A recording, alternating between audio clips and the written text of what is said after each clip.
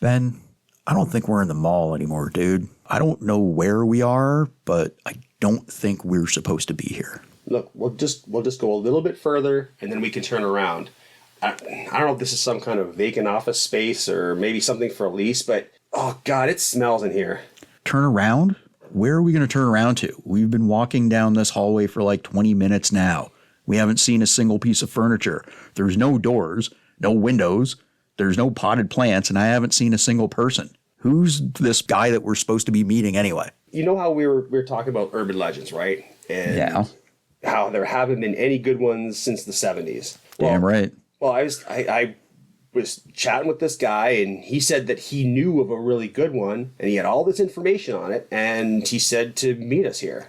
Okay, you were talking to this guy, like where? On the internet? There's nobody here. We're lost. What kind of urban legend was this supposed to be anyway? Why did we have to be in this weird ass hallway from a mall somewhere? It looks like wherever we are, we have a ways to go. And I can't even remember how long ago it's been since we saw the food court. We'll head back. While we got to pass some time anyway, I'm just going to ask you, have you ever heard of something called a liminal space? Yes. Maybe? Yes. Welcome to I Thought the Lore, the podcast where we examine a paranormal tale and try to figure out why people still talk about it today, where we don't care about true or false.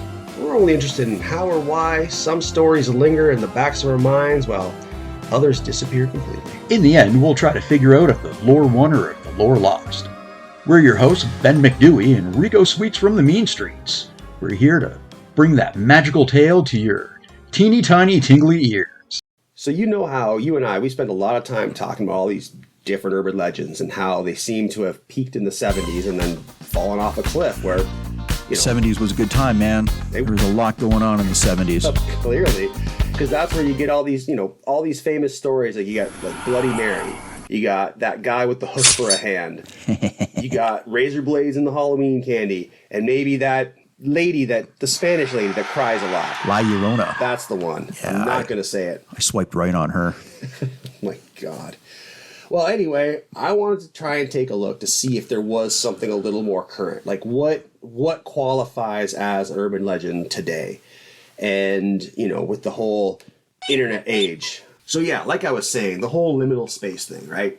I've heard a few descriptions or definitions, and while I've heard some of them described specifically as it has to be a hallway or a place of transition, right? Where you get from one place to another. Maybe a doorway, maybe a hallway, maybe like not something where you'd stay in one place. Okay.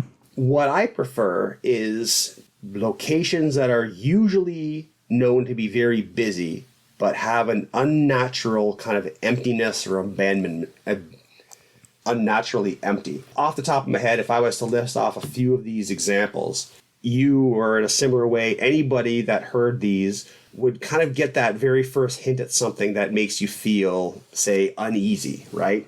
Like, I'd be willing to bet money that most people would agree their first experience, like mine was, going to their elementary school's parent-teacher interview night. You're there with your parents, it's like 7:30, 8 o'clock, pitch black outside. There was just something about being in your school at night with only kind of most of the lights on, and you get those, the dimly lit hallways that just don't look right.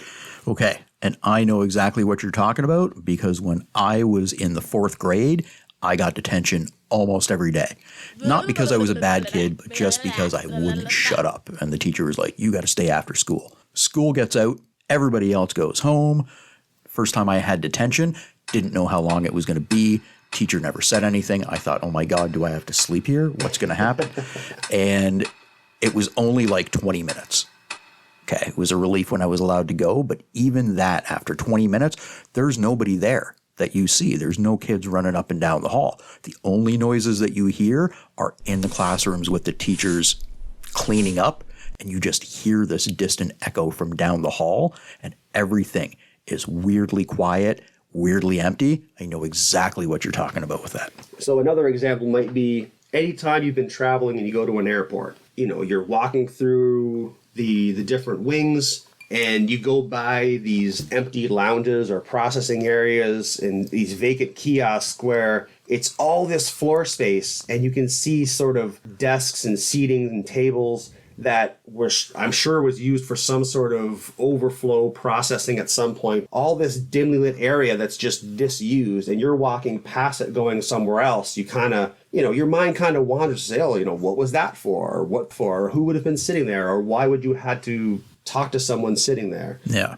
If you've ever been in a department store, which seems to be happening all the time now, you have a department store going out of business. They have those final days of their 80% off, everything clearance, sale, must go. You're walking through departments of a store that you've been going to since you were a kid, but suddenly all the shelves are missing, all the merchandise is missing. You've got these vast vacant areas of carpet with like foot traffic kind of worn into them. Mm. It's such a wide open space with nothing in it. In your mind, you feel like there should be things there. Well, yeah. In your mind, you've seen it in the past, and now there's something wrong. Exactly. In that case, you can tell what's wrong, Mm-hmm. But if you hadn't been there for a long time, or if the shelves weren't quite as empty and not as many people were there, most of the sales were at the front of the store, you wandered into the back, what's supposed to be there and it's not. And it kind of gives that doubling in your mind of what it is versus what it should be. And that gives you kind of that eerie, weird feeling like this is not right and maybe I'm not supposed to be here. It's funny you mentioned that, because then the next example I thought of was, anytime you've been to the late show at a movie. Yeah. If the movie theater is attached again to a mall, when the movie lets out, the mall's been closed for hours. Yeah. So you're exiting the cinema, and as you're going out towards your car, you're looking to your left and to your right. Everything is dark, the lights, minimal lighting, everything's locked up, empty, abandoned, there's nobody there. And again, you get that sense of like kind of foreboding, like you're not supposed to be there. Yeah. And it's just the mall. Like you've been there 1,000 times. There's no necessarily any kind of a threat, but you just kind of have this weird feeling like, gotta get to the exit as fast as I can, like gotta get to my car. Again, it's that weird feeling of something that's both familiar and unfamiliar at the same time. Yeah, it's like an empty food court that has the that grating pulled down where you would order. And now I'm thinking about that Manchu Walk that we passed, and I probably should have got something to eat while we were here. Think about any time you've ever been at any kind of a convention or a meeting or any of those big conference centers at hotels. You catch sight of, say, maybe the displays didn't take up as much space as they thought, so you look kind of beyond where all the people are and you just see hundreds of square feet of empty carpet, fluorescent lighting. Maybe the lighting's not even on, so you've got it in half shadow. And all you see is maybe a tiny exit sign at the far end of an empty space. Yeah. Yeah. These are all sort of like places that give us this kind of subtle uneasiness that for the longest time we never really were able to put our finger on what made us feel creeped out by them. At the same time, we've all kind of shared this very same gibblies. Ooh, gibbly, gibbly, gibbly. Question becomes, well, how do you build an urban legend out of these? Okay. According to Wikipedia, an urban legend is a subgenre of horror comprising claims or stories circulated as true, especially as having happened to a friend of a friend or a family member, often with horrifying, humorous, or cautionary elements. These legends can be entertaining, but often concern mysterious peril or troubling events such as disappearances and strange objects or entities. Urban legends may confirm moral standards, reflect prejudices, or be a way to make sense of societal anxieties. Okay, and I get that. I understand that. I know what you're talking about, but you still haven't connected the dots here on how talking to some dude online led us here, wherever the hell here is. The guy I was chatting to, he said he couldn't say much about what it is, but he said he could show me if we met him behind the food court at this weird hick little mall, which I figured, you know what? Winnebago's parked outside. How much trouble can we be in? Dude, don't talk too much about the Winnebago. We told the guy we were taking it for a test drive 2 days ago and never came back. All right? Okay. No, good point. Sorry. Okay. Also, just got to mention, when somebody says they'll meet you behind a hick mall, it's usually how you get herpes. Wait, what? Just forget it. Wherever we are, it actually has, I'm looking around, it has more than a passing resemblance to something that began harmlessly enough back in May of 2019. And in oddly enough, one of the most unsettling spaces of all, 4chan. We have this thread, right? I think it's the /x/ I think it's called. And it's Is that porn? Well, I mean, it's 4chan, right? Oh, okay. Technically, it's supposed to be all about things related to the paranormal. Okay. And somebody at one point decided, hey, everyone post what you think an image of an unsettling place would be. Of course, everyone starts throwing up pictures of abandoned McDonald's playlands and hotel lobbies and places like this. And these were all meant to be people one-upping each other to say, oh, you think that's creepy? Okay, well, here's this. What happened was you had somebody post an image of what appears to be a commercial office space, completely devoid of any windows, furniture, people. The image was taken with a, if I could be so bold as to call it, a Dutch angle. It was taken in a way that was meant to really drive home this idea of being kind of just unsettling and kind of off.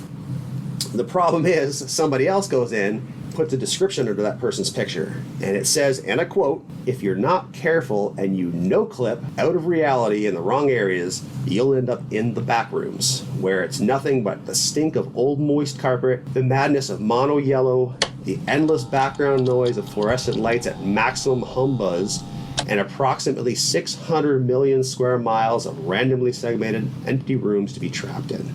God save you if you hear something wandering around nearby, because it sure as hell heard you. That is a great description. When you were talking about modern urban legends in the internet age, I think that works great, that description, because no clipping.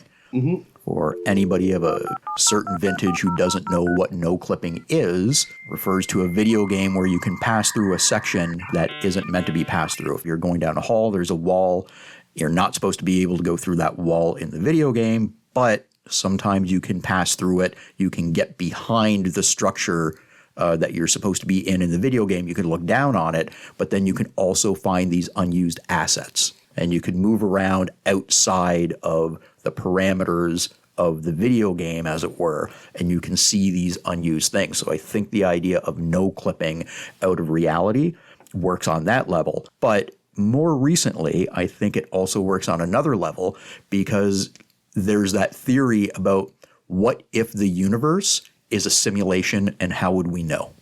So the idea of no clipping also works within that context of our reality being somebody else's simulation. Being like an artificial construction. Yeah. Basically, us existing here right now, we are being run on a simulation as simulated individuals, and we decided to try to start a podcast because apparently as simulations, we're not the brightest. But I like those two things. I think they work really well with a modern setting for an urban legend. I think that's really cool. There's kind of a synchronicity there. Is synchronicity the right word? Or in terms of a certain type of terminology being used to describe something that is popular at a certain point of time. Yeah, so there's kind of a synchronicity between the video game idea of no clipping, but then the idea recently over the last, year or so that maybe our entire universe is just a simulation running on a hard drive somewhere in a larger universe that, I don't know. Is that God? Oh my God, did I figure out who God is? He's just some science dude. He's a programmer. That sucks. He's probably masturbating right now. That's why the porn industry exists, because he built it himself. Strip clubs are just so he could get his teeny tiny tingly dinky out. Things just got sad. They did. They got very sad very quick. Could he at least give me God mode? Let me fly. I would like to go to Mars and not freeze in the vacuum of space. I just want to take a moment to point out the problematic but very necessary use of the term no clipping. And I can feel my hair graying as I attempt to explain this for context. As I try to talk about this with words. You have good words. My limited experience with video games tells me that no clipping is a cheat or exploit that gamers can use intentionally or accidentally to pass through walls and other barriers in the game world to, and I quote, take the camera anywhere they want and find secrets and discoveries in some of their favorite games. To use that as a technical term here, though, kind of takes 90% of the credibility out of this story if we were concerned about how true it is. And also just because it's a way that kids talk nowadays, and I'm just wondering if it's 3 p.m. yet because I'm hungry and I have a coupon. Yum, yum, yum. Yeah, so for me, I'm looking at the term no clipping, the way it's being used so casually here.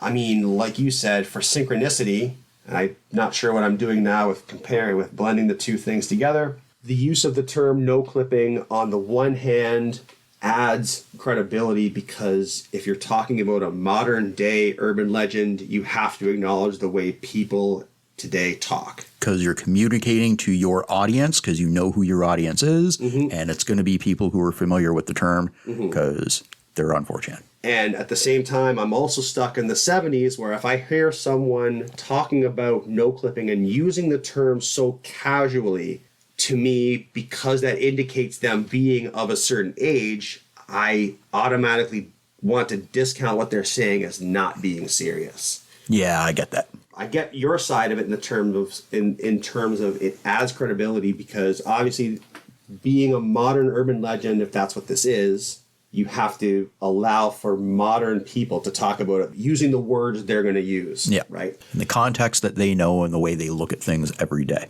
That's me just being old and grumpy. Yay. Old and grumpy is great. I do get your side of it that kids today aren't going to talk like people from the 70s. Yep. They're going to use terms that kids today would understand. Yeah. Computer nerds that program are nerds and build programs to masturbate to. So now what we have is what every good urban legend needs. A scenario or a location with an anonymous source giving us a warning about what could happen if you find yourself lost there. And like any good urban legend, it needs to spread, evolve, and grow. All we're doing here is swapping out playground whispers and your brother's best friend's older sister's ex-boyfriend's stepmom's hairdresser's nephew's pen pal for social media. Because if there is one thing social media loves, it's the open invitation to try and get famous riding the coattails of someone else's idea. And by 2022, the Backrooms subreddit had 157,000 users. Damn. Yeah, like you said, somebody riding off of the coattails of others, go on social media, and I mean, I limit myself to Instagram, but I will scroll through on the search page and see the same picture posted by 8 or 10 different accounts. Sometimes they've changed the text that's on it. They've reposted without acknowledging the original poster and basically just putting it on their timeline for people to see, not necessarily stating this is mine, I take credit for it, but also not saying this is somebody else's, right? Mm-hmm. Yep. Suddenly, you have people creating subreddits and fiction dedicated to expanding the Backrooms lore. You have multiple levels, with the original Office Space aesthetic being just one of many, including a more industrial level. In this case, I sort of picture those various iterations you see of Freddy Krueger's lair with all the, steam pipes and the platforms and the catwalks and the ladders.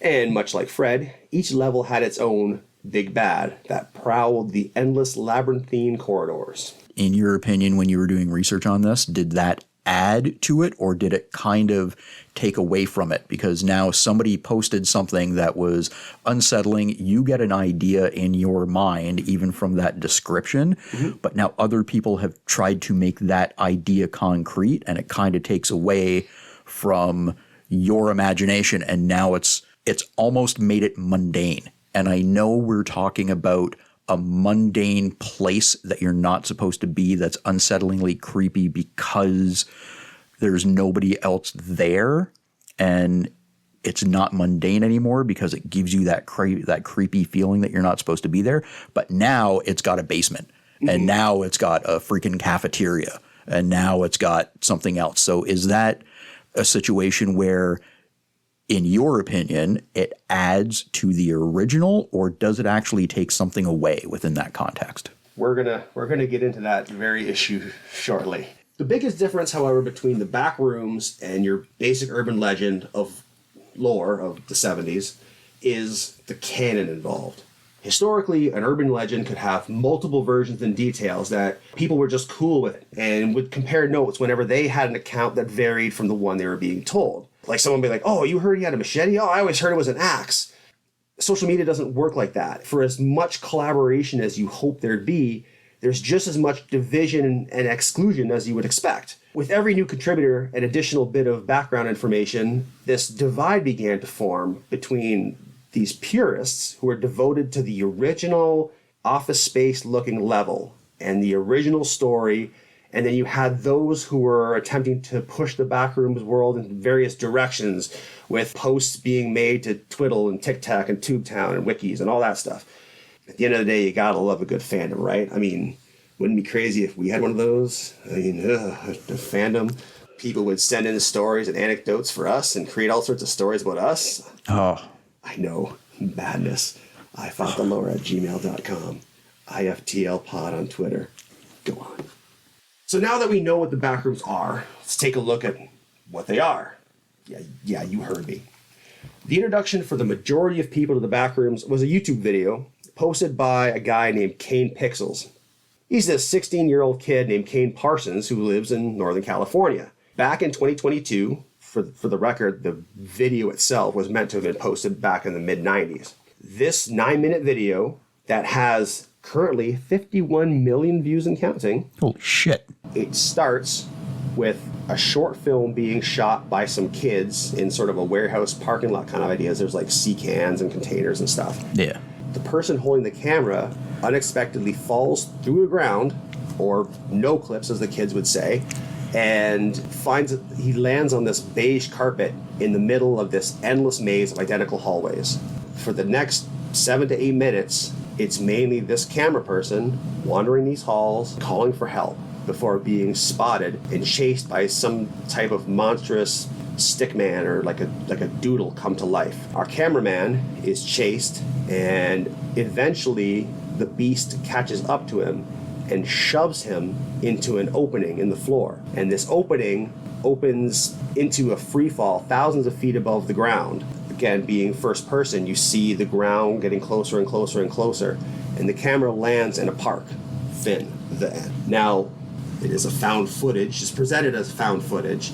It's, if you look at it chronologically, Chronologically? Yes. Chronologically on the YouTube playlist, it's number 3 in a series of 16 videos total. Most of them aren't about the found footage at all, but detail the experiences of a scientific team with a fictional corporation called Async, and they are exploring the Backrooms after a doorway or a threshold was opened to it through an experimental, and this is directly from the videos, low proximity magnetic distortion system. Now, I made an effort to watch the series all the way through, but I will be absolutely honest with you, after about episode 12, I tapped out. I mean, full credit for the degree of realism and skill that it took this kid to make these.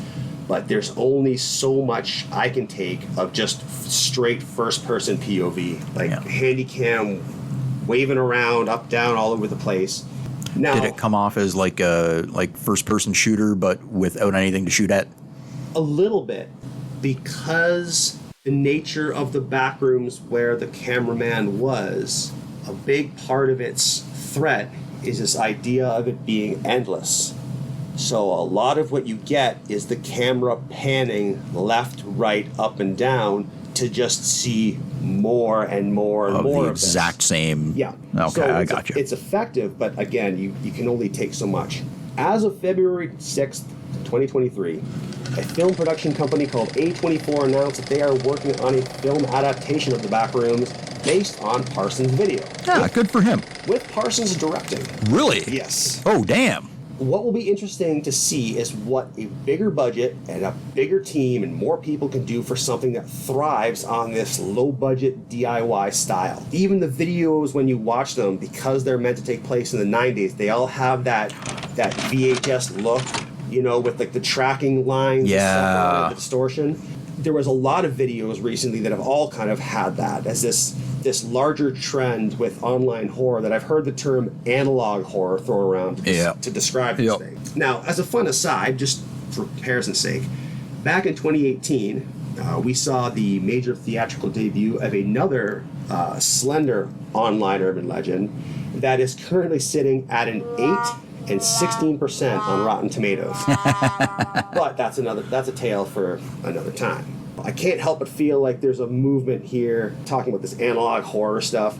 It's almost like kids today want to treat the 90s the way we treated the 70s, in being this time when mysterious things happened before they were born. Yeah. Which, anyway, I don't want to talk too much about that. It's like I had mentioned in one of the previous episodes. I think it was Goaty Folk.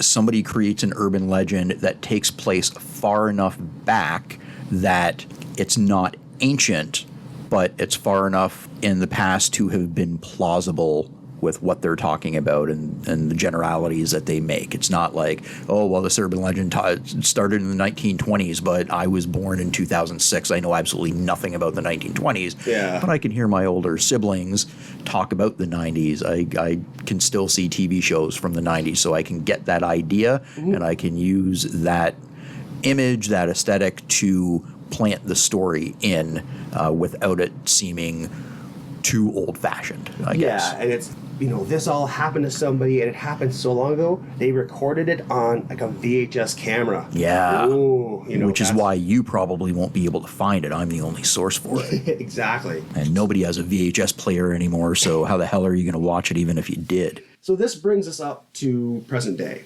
Before I get into my conclusion on all this, and the reason this has all piqued my interest, what the fuck? And we're walking faster now. Ricco, mon frere, tell me, based on what we've been talking about in here, did the lore win? This is very, very interesting. I like the idea about modern urban legends for the internet age. I think this works really well on two levels. It's modern. It's a modern take. I really like this as an urban legend. I want to say the lore wins on this one, and for a couple of reasons. It's got a really good modern aesthetic to it. The idea of no clipping works on more than one level. Like you said, no clipping is a term that kids use for video games, and it means going into a place where you can't or you're not supposed to go. And the idea that you could do that with the world is really cool. It speaks to its audience. It uses the language its audience is going to understand, because the audience is probably going to understand what no clipping is without an explanation, right? People who are finding this are going to get it. Yeah. Right? And it's a cautionary tale. Don't go to places you're not supposed to go because you might get stuck there. You got to be careful when you're out alone. You don't want to accidentally get trapped somewhere, even by accident. But if you were hanging out at an industrial mall that was closed, you probably shouldn't have been there anyway. It also works on the level of the idea that's been posed recently, and I keep on seeing on clickbait articles about, is our universe just a big simulation? One complements kind of the other. And even if it's possible that his initial intention wasn't maybe to run it in parallel because of when it came out. Yeah. I think that it's kind of an after the fact thing, but it works. It accidentally, unintentionally flows really well from one to the other. The idea that it was supposed to take place in the 90s, it was found footage from the 90s, is kind of neat, but I don't necessarily think it was necessary. I think it works really well on those two levels, even coincidentally. I'd like to say that this kind of wins. I like this modern urban legend. Do you think the potential for a film studio to get involved with this, do you think that helps it or hurts it? It's going to help in one way, because this dude's going to get some money for his creation. And if he created something that millions of people have watched already, hopefully for him and the people who are investing in it, it's going to get more and more millions of followers. They're going to make some money. He's going to be able to basically get paid for this cool idea that he came up with. I think on one hand, it works on a personal level for that guy. On the other hand, they are going to have to make it a lot more exciting than walking down some halls, looking left, looking right, looking up, looking down. They're going to have to put action in there. They're going to have to put monsters in there. Now, I know you mentioned that there was a monster in there, a doodle thing or a stick thing. That's kind of neat, But now you're going to have to build a reason for those things to be in there. You're going to have people fighting them. They're probably going to end up putting them on screen far too much. And while it's something that should be in the background to be creepy, it's probably going to get overexposed about 5 minutes after you see it. It's not going to be intimidating or scary any longer. I can't say for certain because I didn't watch all 16 episodes or however many there are, but I don't know if a later episode addresses the monsters that are encountered and how they are dealt with, or if they are dealt with. Yeah. But you got to do something for the movie because you have to have an end game. Yep. I mean, unless you're Quentin Tarantino, your story's got to have a beginning, a middle, and an end. It's got to have a conclusion to the story, which means it's going to have to address the things that are in there. Mm-hmm. Quentin Tarantino is the only person who could get away with not necessarily having a beginning, middle, or end in that sequence. True. The thing for me, and I have to start with this disclaimer, is that this all kind of has me a little conflicted, and I mentioned this before about, this conflict with how this fits as an urban legend based on what we talked about earlier. The tales of yore that we grew up with and the ones that have been around for decades, before you and I were even born, there was little to no evidence as to where it started. No one knows who it happened to first because the names always changed. Oh, yeah. It was always somebody told me that somebody told them that they heard it from somebody else because their brother had heard it from somewhere. Yep. It was always that you had a basic story with these subtly interchangeable details that everyone who heard it just took it as word of mouth to be true at face value. And then they would just pass it on to somebody else and possibly add their own flourishes, and it would just continue. The Backrooms, on the other hand, has a very concrete origin. You have a creation date, you have a creator, everyone knows it's a work of fiction. And you still have people that are adding little details, adding their own stories, inserting themselves into this, saying, oh yeah, I accidentally found myself in the Backrooms last week. Oh, I was, here, follow my Twitter account. I'll tell you all about it. You have the urban legend community, and you have something like a community for the Backrooms, and you have this community full of fans that have varying levels of interest in contributing to something larger than themselves. If I have to say definitively, if the lore wins in this case, yes and no. Okay, yes, but just barely, and here's why. You have this 16-year-old self-made short videos. The subject matter resonates with so many people that it generates this avalanche of parallel fan films, stories, digital art, video games, role-playing games. Regardless of true or false, as a story, it spread like wildfire and represented what had up until that point just been this unsettling atmosphere that a lot of people had encountered, but no one could quite put their finger on. That sort of checks off the box of that previously talked about societal anxiety around the threat of ending up in one of these places when you least expect it. As impressive as the involvement now of this Hollywood machinery seems to be, it also has a habit of killing these types of stories. If the movie becomes all people talk about, it's no secret that there are a laundry list of other horror properties, Slender Man, Ouija boards, other urban legends that if they're given a PG-13 film treatment, which I would imagine would be the best way to get the demographic that's involved with this story into the theater to see it. All their money because they have the disposable income. You can't take the Backrooms and make a hard R film out of it. I get that. But making it this sort of watered down, stereotypical teeny bopper creep movie with lots of jump scares, I don't know, I'm worried for it. The Backrooms as a standalone found footage experience is awesome. Anyone who back in the day saw the Blair Witch can attest to the fact that there's a very real anxiety that you can exploit with found footage because it just appears out of nowhere in social media. It removes that protective blanket from the protagonist because the protagonist doesn't have to survive. It's the camera that's the hero. And as long as the camera survives, that means everybody's fair game.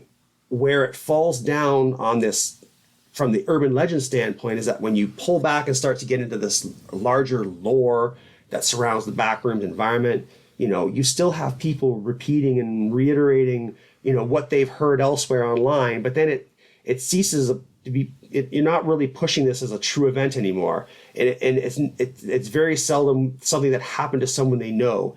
And it's just more of this idea of like, you know, hey, that's really cool, but I think it'd be cooler if this happened or if that happened. Man, this is going to spawn a whole film universe. They're going to do BCU. Yep. They are going to then do a prequel. They're going to then do a spinoff of the dude from the SWAT team who goes in. Mm-hmm. They're then going to have to explain where the camera was made and why. I don't know. It's going to be stupid. They're going to put way too much into it. But I wanted to mention when you were talking about old urban legends, about how they were passed along versus this one having a concrete explanation. You're right. That's one of the things that's going to be a detriment to it because everybody knows where it came from. Everybody can track this to where it started. Whereas with you and me in the playground, when we were hearing about this stuff, what could we do? We could talk to an older brother or sister or a parent or something, and they probably know it, but they don't know where it started either. Nope. And it gives that air of mysteriousness, of authenticity. Well, my dad knows about that. My mom knows about this. My older brother knows about this too. So it must be true, and nobody can pinpoint what the start was. So I think you're very right on that point, that a concrete beginning to it really kind of hampers it in the winning category for does the lore win or lose. And now I'm kind of possibly thinking about changing my answer. Maybe the lore doesn't win on this one. It's a neat story. It's a cool story. But the fact that as an urban legend, it really can't follow that one rule about it being passed along from one person to the other without being able to track its origin, because you really can. So what it comes down to for me, is this a modern, not really a modern day internet urban legend, as you know, as it does connect people to a common feeling, but it lacks that hazy, untraceable origin that makes it so mysterious. Yeah. I had a pretty clear idea of how this was going to go, how this was all going to play out in my head when it started. But I got to tell you, man, now I'm as turned around in my head as we are in here, wherever that is. I miss the food court. Remember all the smells? They didn't smell like this musty-ass carpet. I could go for some Mrs. Vanelli's. Oh, Mrs. Vanelli's. Maybe a crunch wrap from Taco Bell with the Doritos flavored crunchy crunch. Wash that down with an Orange Julius. Oh, dude, is Orange Julius even a thing anymore? I don't know. Was there an Orange Julius back there and I missed it? There might have been. Time warp. Oh, maybe we really aren't supposed to be here. No. I mean, I'd be worried about security catching us, but there doesn't seem to be any security around here at all. So thinking about this, the urban legend starts on the internet. Yep. You've got a guy who does a found footage film, and it gets really popular. Now you've got A24 coming in. How is that going to work with people adding to the lore on the internet? Because now a major studio is going to own this property. Now, you can do fan fiction, you can do all those kind of things to existing properties and stuff, as long as you're not making any money off of it. So I can create a Friday the 13th film, but I can make zero profit on it. Distribution, nobody can pay me for this. I can create a fan fiction Halloween film, but as soon as I make a penny on that and I keep that for myself, I can get sued because now I'm infringing on intellectual property that's owned by somebody else. How is that going to work with this story? Now I understand nobody on the internet is probably making any money on this, but you're also going to have people who, like you mentioned, were purists who thought, oh, okay, you know, the original story is the original story, and then you've got these other people who are adding to it. You're always going to have people like that with any story. Well, but think about Disney and all the extended Star Wars novelizations and everything, where they were like, nope, it's only the 9 movies and whatever we produce, whatever we do. Whatever we say is canon. Yes. To go beyond that, you've now got internet forums chock full of people who are creating what they call their own headcanon. Well, this is what happened in the movies, and this is what the director says happened, and this is what the writer says happened, and they're in agreement. But my own headcanon is this. Yeah. Now, instead of people trying to add to it in a good-natured way and having some arguments here and there, you're going to have people who are being hard-cut assholes to each other if they're not already doing it, because now this is put into a major entertainment system, right? So you're going to have people who are arguing harder about this than ever before online, people who are being even more strict about what you can and can't say about it, and you're not a real fan because you don't blah blah blah, and only real fans understand this, and I've seen it so many times because I love horror movies, and fandom are assholes when you get right down to it. People who are strict fans, they're fanatics about something, they are assholes a lot of the time. There's a lot of gatekeeping with that stuff, and that's going to come into this now. Because the problem too is you get a lot of people who they get invested in something to the point where they claim ownership of it. Yes. They feel like they have to protect it, they have to defend it from other people who are just really trying to do the same thing those people are. They're just trying to do it in their own way. And they took something a little different from something that they saw on screen or interpreted it in a different way, and now they're being told, "No, you're wrong." Yeah, I've seen a lot of that on a lot of forums, especially to do with horror movies and things that I love. And yeah, the gatekeeping on this, I think, is going to be pretty bad, because now you've got all these older sources before the movie was made, and people are going to try to take that as canon and what other people said as canon. You're going to have people calling them stupid pieces of garbage and uneducated because they don't understand that this one person wrote it. He's the director now, and blah blah blah, and only he gets to say this and only he gets to say that. And the people who are going to be adamant that, you know, this kid, I guess he's not a kid anymore. Well, I mean, this only came out last year, so he's still going to be 17 or 18 years old now. Oh yeah. And you're gonna, and, you know, and like with anything, it was 2022. Yep. And damn, congrats on you, kid. And with anything, you have the people who were the day oneers that were like, oh, you know, this doesn't mean as much to you as it does to me. Wesley Snipes, the Daywalker, is going to be right there with him. Are you ready for this? You're not ready for this. Roll with this. With you being a little more plugged in with the Hollywood thing, you had this guy, this Robert Patino, is set to write the screenplay, while James Wan, Michael Clear from Atomic Monster, Sean Levy, Dan Cohen, and Dan Levine of 21 Laps are set to produce. I recognize the name James Wan. I recognize that one. I recognize Dan Cohen and Sean Levy, but I don't know where I know that name from. Dan Cohen, I think, is a producer or a writer-producer. Wasn't he one of the Coen brothers? Or is he just a third Coen that's unrelated? Again, I don't know if these names provide any kind of indication as to what type of film this could be. James Wan, that's the whole Conjuring universe guy, right? Yeah. But he directed the first movie. I don't know what he had to do aside with producing from the other ones. A producer is somebody who kind of gets the money together, from what I understand, and helps get things moving and keeps them moving. The director is the one who's on set. It's his vision that he's trying to get everybody to help interpret and put on film. Producers do have a certain amount of power, but a producer, there's been instances where producers can ruin a film because they take too much of a hands-on approach, and then there's times when a producer sits back and just lets the director do what the director is going to do, right? James Wan has made some good movies, but he's also been attached to some stuff that hasn't been so great as a producer. So really, I mean, they're going to put his name on the poster. Yeah. From the mind that brought you The Conjuring, James Wan, producer of blah, blah, blah, brings you, maybe not say it exactly that way, but very highly associate James Wan's name with it.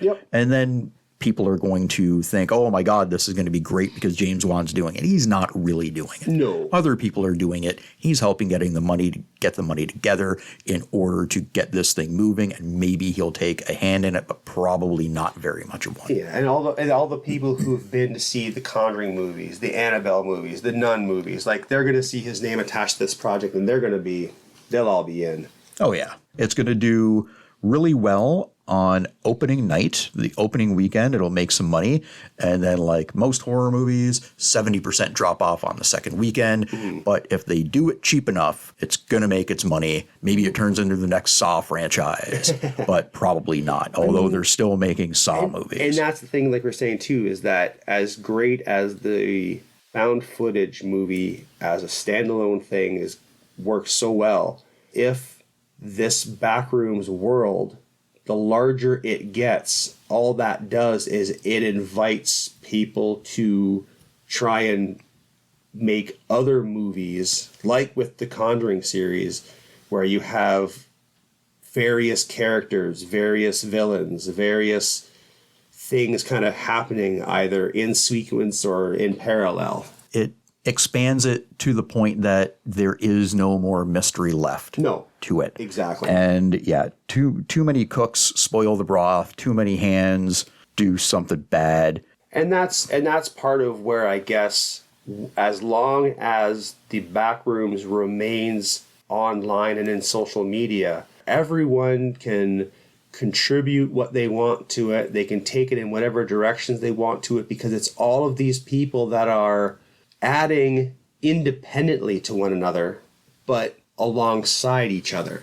You know, when you have all these different people trying to put their own stamp on something, their own flourish on something, they're not doing it in the hopes that someone else takes what they have done and continues. It's almost like they want to add what they want to add, and then whatever anyone else does is fine. Like, they don't, there's not necessarily it's like everyone is adding to this at the same time, but they're not adding it to the same pot.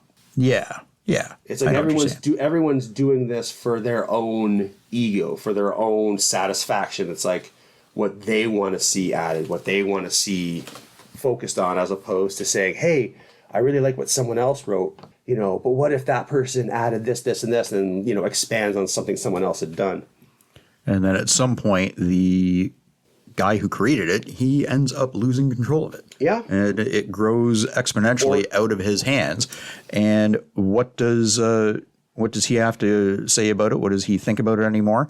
The same people who get very possessive and protective of a certain property from other people trying to add to it, they can turn just as easily on the person that created it in the first place. Yeah. Oh, they sold out. They sold out to Hollywood. They don't care about it like we do. I'd totally take that Hollywood money. I made a 9-minute found footage film about some empty office space, and the Hollywood machine wants to give me money. Give me that money, bruh. Using a couple of programs in Adobe, it took them about a month to do. Well, I mean, we can watch it and we can see, because I have not seen this. Yeah. Which of these brands have you heard of? I have heard of. Shut up. That's some weak ass shit, bro. Oh, listen to that VHS noise that they put right at the beginning, eh? Yep. Rolling. All right, and action. It looks like they're trying to film something, and then the guy holding the camera. I think that's actually the artist there.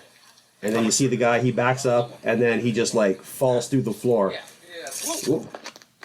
And then boom, he lands in the back rooms. Oh, damn. Dude, I'm not going to lie. I thought this was going to start off as a skateboarding video. Oh, they even introduced it as a short film. Yep. Okay. Hello? Absolutely, from the beginning, taking any mystery away from it. Hey, guys. But At least that way he can always claim ownership of it. Yeah. I'm assuming that this guy at this point didn't want it to become an urban legend or try to create an urban legend. He just wanted to make a film and put it out on YouTube, and then he introduced it as a film by him, which completely takes away from the idea of it being an urban legend, which, I mean, on a different level, I think that's good. Also, I like the fact that that little thing is kind of following him, and it's just out of screen. It's got some Jaws vibes where, you're not showing the monster right away kind of thing, right? Yeah. It's nifty with the camera sounds. And like I say, I think this is all just completely fabricated in Adobe. None of this is live action. This is all computer animated. That's cool. Yeah. That's got some talent, and he hid it. He hid any flaws with something looking too phony and computer graphic-y by doing it camcorder style VHS, Like filmed on VHS like there's style. certain shots there that look very artificial, like with the light going through those doors. Yeah, And, I agree with that. But he's also got the tracking across there. Yep. But it's good because the walls are also slightly out of focus. Yeah. Because you're going to get that with those old VHS cameras too. Hello. This arrow pointing this way is kind of neat because it shows that other people have been there too. I like that he's finding this. It's pretty cool. and again, keeping the monster, like, you know, not keeping it in full, like not showing it. Yeah. Minimal. I think when this gets to a Hollywood level, they're going to ruin that. Yeah. And again, that's the fear we were talking about, you know, as well and good as it is for this to hit a point where it could be a movie. Yeah. Depending on the type of movie they turn it into, it's going to do a lot to... Oh, he jumps down into it, and then he lands in another floor? Now, I thought this part was really kind of cool because when you look at this staircase, like that thick wooden railing, Yeah. like even the furnishings, the environment looks very... There's like a retro feel to even just everything you see here. Yeah, it looks like somebody's 1970s unfurnished basement. Yeah. When like rec rooms were starting to get big. Except that's a big ass rec room. And like just the carpeted stairs. Yeah. I mean, it's interesting that he did a different environment, so it wasn't just other people adding different environments. That looks very video gamey. Yes. Yeah, like I say, every once in a while there's just brief flashes of things that just look very artificial. But I mean, Yeah. as long as he keeps walking and keeps the camera moving, you can't really, you know. Yeah, there's not enough to focus on to see it all, and then with the VHS quality can help hide stuff, right? Even this looks... The filing cabinets look really cartoony. Yeah. Oh, he found a door. All of these spaces, the stairwells, things like that, they all have a very familiar look to them, like you know, hotels and whatever. Like kind of reinforcing this idea of it you can't escape it, right? Like it just loops back on itself. Well, he jumped down a hole. He went back up some stairs, one level. Where do you think he was going to end up? Maybe that squiggly monster thing just wants to play. Maybe it wants a friend. Well, maybe it's sad just to like have it. It introduces it, but like a sit down coffee chat. Well, it's like, hello, creature. How are you? Well, you know, I was just sitting there and I was really bored, and you know, then I heard somebody. They're like, help me, and I'm like, maybe I should help them, and then he just ran screaming. I was so upset. yeah. See, when you see it, it doesn't look good. No.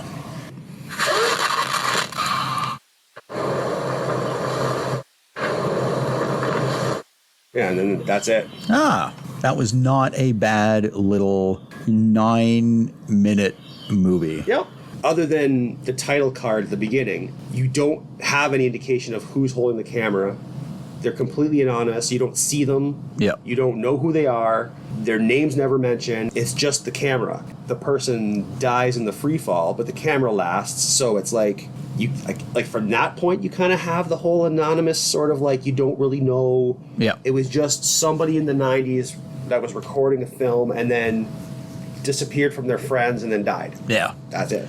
But yeah, there was the one episode I remember watching that was farther along in the series, and this researcher is exploring this area that's sort of like a suburban street outside the Backrooms, and you can hear someone saying, you know, somebody help us, is there anyone there? And he's following this voice. Yeah. The closer he gets to the source of the voice starts getting louder and louder and louder until it distorts into that thing's roar. Oh. So it was like a weird kind of extra little thing, like maybe in a different way that monster at some point in a different video was mimicking human speech to sort of lure people to it. Like the goat man and his bridge. Yep. Oh or my like God. The whole Skinwalker Lick. thing.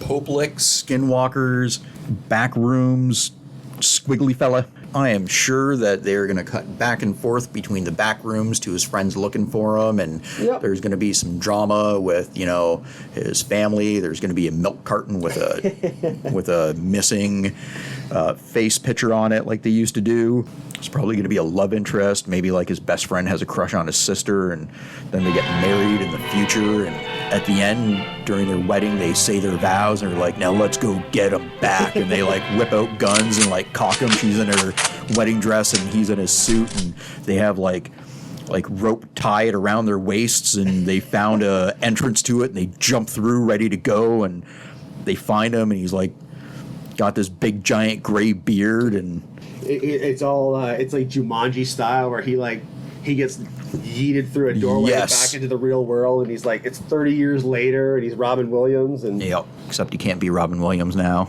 That's true. Rip.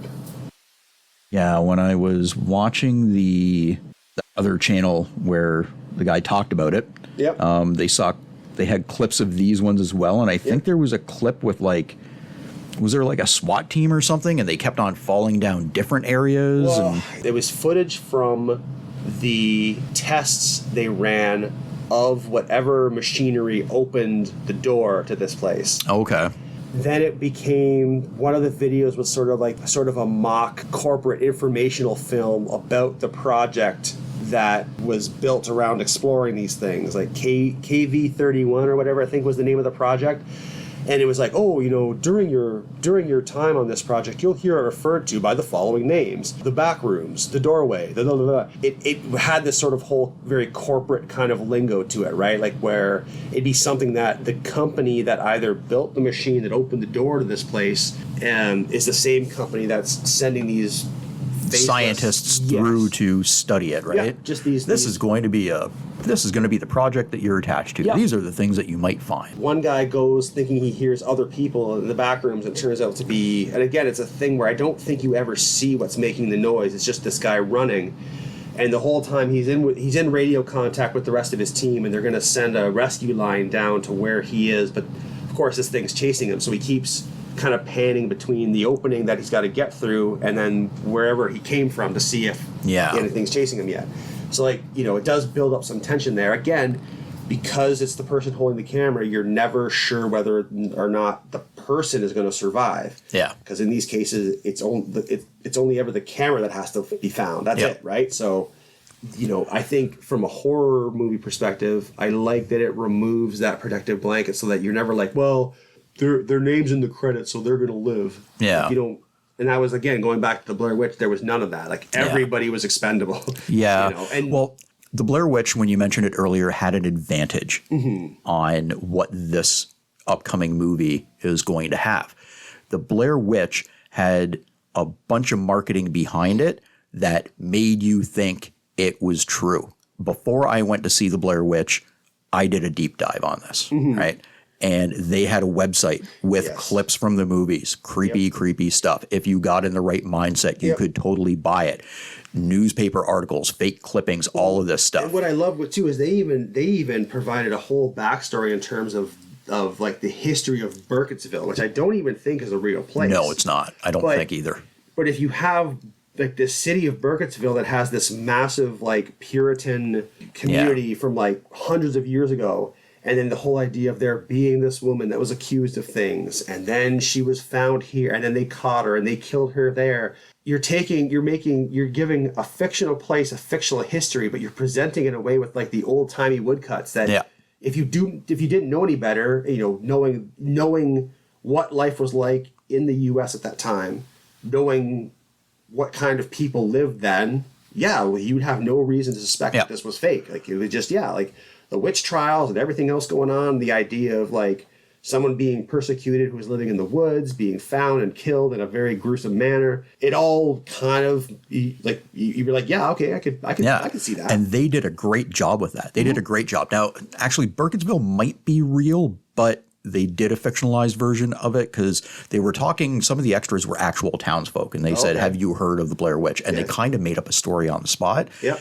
And they gave them a little bit of direction, talk about this, but they kind of gave them a little bit of freedom with what to say, which was cool because then it kind of sounds urban legendary too, right? Because people's stories aren't always exactly the same. Yeah. My thing was I did too far of a deep dive. And when this film was going around to the, before Paramount, was it Paramount that bought it? Before the major studio bought it, the movie took less than like $50,000 to make, and they made like 30 million on it or something like that. And it was huge. It was disgusting the amount of money that it made. This was just a little film that was being sent around to film festivals. And there was an article from a local paper from one of the film festivals, and the writer had interviewed the director, the two directors, the writer and the director of this.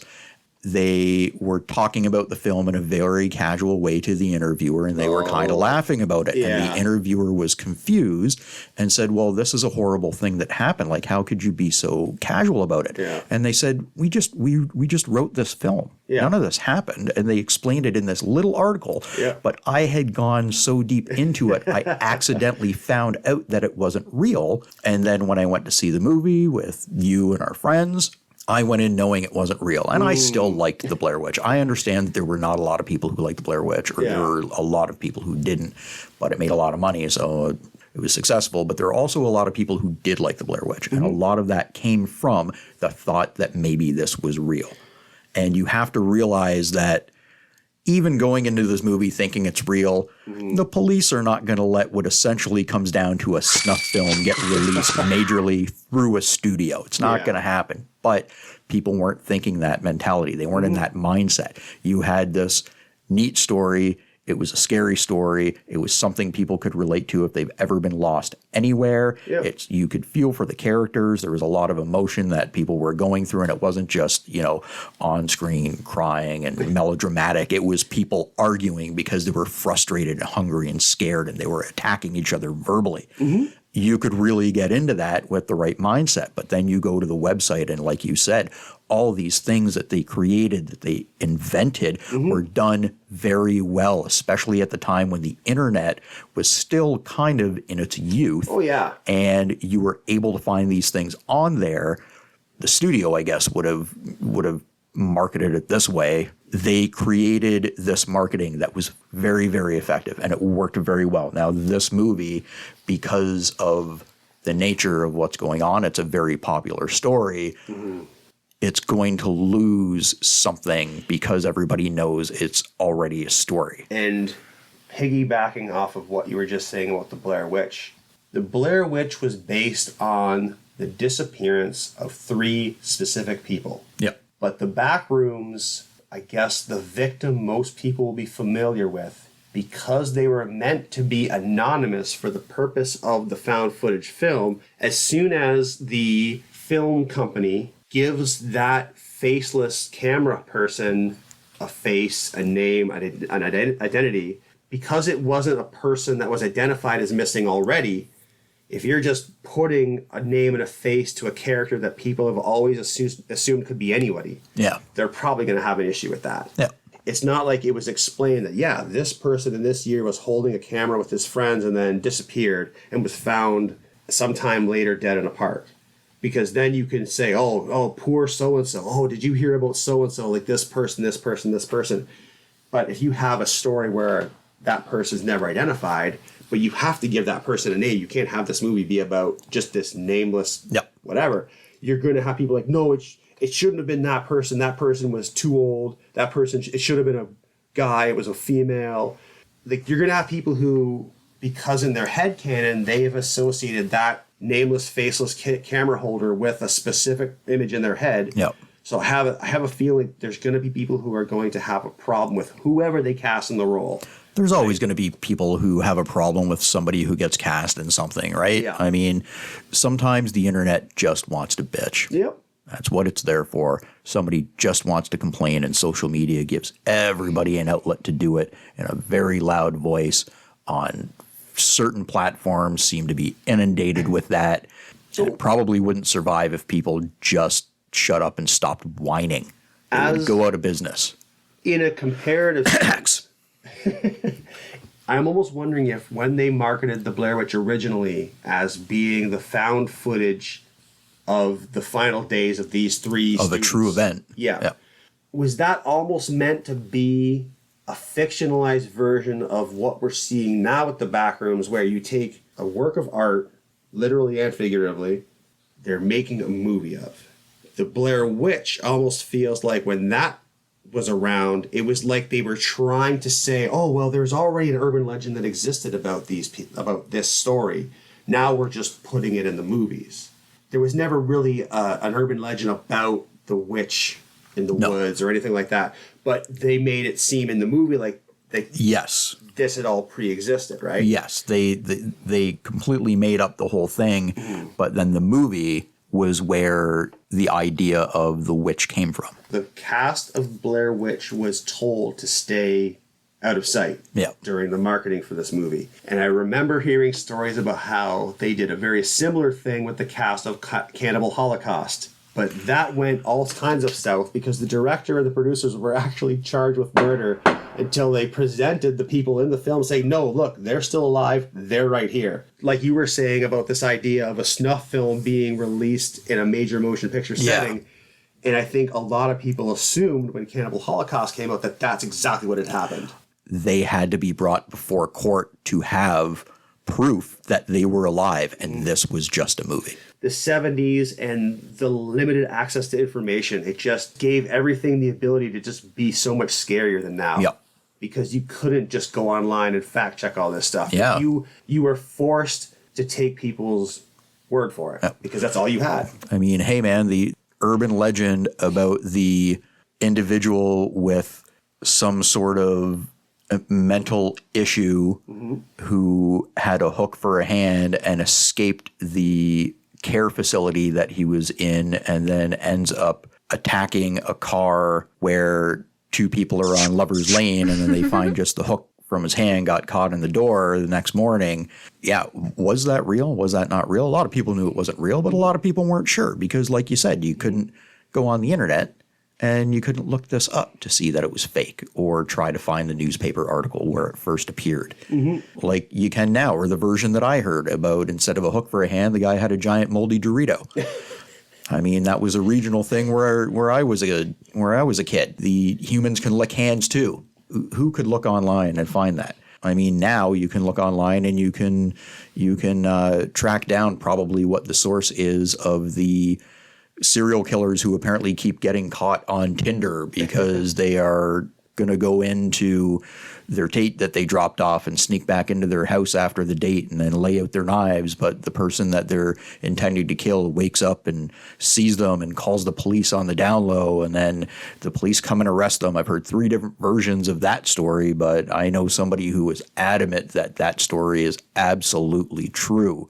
And I know that there have been people who met on Tinder, and I know that people have been in relationships from Tinder where one partner murders the other, but it was not this story. But people absolutely believe that this is true. And they'll tell you, oh, no, I heard it from a friend that I trust because her brother's sister knew somebody in college that, said it happened to their friend. Yeah. And that's absolute definitive proof in this person's mind. Yeah, they don't need to check anything. It's just nope, that's what they told me and I know who they are. So. Well, they did because 3 different people that they're unconnected to know this story because that's how it got to them, so it has to be true. The idea of someone almost but not quite getting killed by a serial killer. Clearly, if this person is a serial killer, they've killed before, but the story doesn't mention how many people this person has killed to earn serial killer status. All they're focused on is the one person who almost got killed but got away. On the one hand, it sort of takes some of the threat, I think, out because clearly this serial killer is incompetent enough to get caught. Oh, they're bad at their job. Yes. It also retcons the flaw that happens with most of these stories where if the serial killer kills everybody, well, then who's left to tell the tale? Yeah, who's left you have to have a survivor. Yes. And as much as it hurts the threat level of the villain in the story, it's a necessity that the villain also has to kind of suck at his job, or else you don't have someone who can say, oh, this is what happened to me. This is how I almost died because of X, Y, and Z.